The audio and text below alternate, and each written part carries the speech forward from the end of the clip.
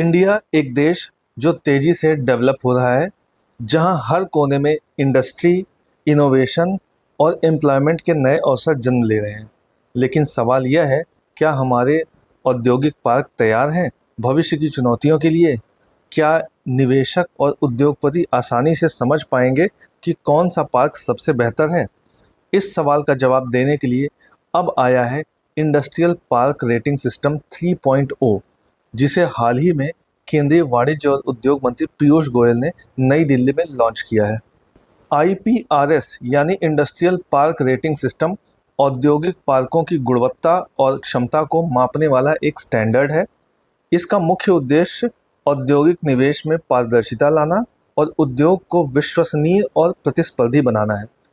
IPRS 3.0 DPIIT और एशियाई विकास bank यानी ADB के सहयोग से विकसित किया गया है। यह भारत के मेक इन इंडिया मिशन को और मजबूत बनाने का एक महत्वपूर्ण उपकरण है।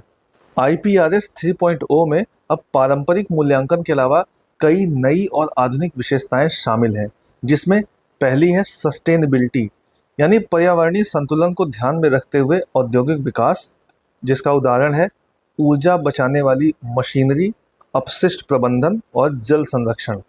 दूसरा है ग्रीन इंफ्रास्ट्रक्चर, पार्क में हरित निर्माण प्रथाओं और ऊर्जा कुशल डिजाइन का पालन, उदाहरण के तौर पर solar panel, rain water harvesting और ग्रीन बिल्डिंग सर्टिफिकेशन।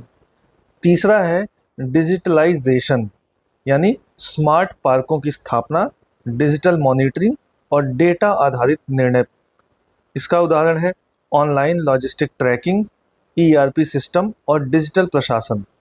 चौथा है लॉजिस्टिक्स कनेक्टिविटी यानी कच्चे माल और तैयार उत्पादों की बेहतर आवाजाही हो सके, जिसका उदाहरण है हाईवे, रेलवे और पोर्ट कनेक्टिविटी का मूल्यांकन। पांचवा है इनोवेशन और स्किल डेवलपमेंट। इसमें पार्क में रिसर्च एंड डेवलपमेंट की सुविधा और कौशल प्रशिक्षण का मूल्यांकन किया जाएगा, जिसका उदाहरण है इनक्यूबेटर सेंटर, टेक्नोलॉजी पार्क और वर्कशॉप। IPRS 3.0 केवल रेटिंग देने का सिस्टम नहीं है, बल्कि इसका उद्देश्य कई स्तरों पर है। पहला है प्रतिस्पर्धात्मक क्षमता को बढ़ाना यानी औद्योगिक पार्कों में मानक सुधार कर उन्हें विश्वस्तरीय बनाना। दूसरा है निवेशकों के लिए पारदर्शिता यानी निवेशक आसानी से पहचान सकते हैं कि कौन सा पार्क सुरक्षित और लाभकारी है। तीसरा है सर्वोत्तम प्रथाओं का प्रोत्साहन यानी लीडर्स श्रेणी में आने वाले पार्क दूसरों के लिए उदाहरण बनते हैं।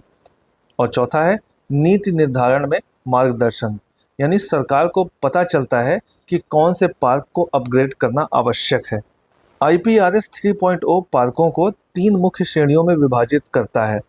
पहली है लीडर्स यानी अग्रणी, ये पार्क सभी मानकों पर उत्कृष्ट प्रदर्शन करते हैं, निवेश और रोजगार के लिए सर्वोत्तम है। दूसरी है चैलेंजर्स यानी प्रतिस्पर्धी, इसमें सुधार की क्षमता है और यदि सही निवेश और नीतियां मिले तो यह अगले स्तर तक पहुंच सकता है। और तीसरा है एस्पायरस यानी उत्साही, ये पार्क विकास के प्रारंभिक चरण में है पर तेजी से सुधार कर सकते हैं। इसका प्रभाव ये होगा कि निवेशक आसानी से निर्णय ले सकते हैं, नीति निर्माता सुधारात्मक कदम उठाकर औद्योगिक विकास बढ़ा सकते हैं और उद्योगपतियों को अपने पार्क की प्रतिस्पर्धात्मक स्थिति समझ में आती है। मेक इन इंडिया और IPRS 3.0। Make in India mission का लक्ष्य है भारत को विश्व का विनिर्माण हब बनाना। बेहतर औद्योगिक पार्क का मतलब है अधिक निवेश, रोजगार सृजन और तकनीकी उन्नति। IPRS 3.0 सुनिश्चित करता है कि सभी पार्क उच्च गुणवत्ता, आधुनिक सुविधाओं और पारदर्शिता के साथ काम करें। तो इस तरीके से IPRS 3.0 भारत के औद्योगिक भविष्य की दिशा तय करता है। यह नीति, निवेश और संचालन को जोड़कर औद्योगिक विकास को सतत, स्मार्ट और प्रतिस्पर्धी बनाता है। इससे न केवल निवेशकों का भरोसा बढ़ेगा, बल्कि भारत में वैश्विक स्तर के औद्योगिक पार्क तैयार होंगे। वीडियो अगर आपको अच्छा लगा तो लाइक, शेयर और कमेंट करें। इसी तरह के और भी अपडेट्स जानने के लिए सब्सक्राइब करें एजलेसनेस।